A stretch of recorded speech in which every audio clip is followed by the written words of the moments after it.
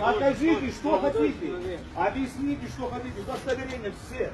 И вы тоже в том числе. Конституцию прочитай, объясни мне мои права, расскажи, что ты хочешь, а потом подходи и говори, стоять или не стоять. Ты понял? Ты понял, говорю? Ты понял меня? Ты понял или нет, говорю? У меня тоже есть удостоверение. И что? Не покажу. И что? А? Пока объяснись, кто ты, представься, что я нарушил. С самого начала начни. Начинай. Начинай, ну, запиши. Напиши-ка, Алихан. Давай, начинай. С самого начала. Я оператор. Говори. Ты сержант? Ты что закончил? Только большая разница, какой институт закончил? Какой институт или техникум? Что закончил? Вопрос. Вопрос, говорю.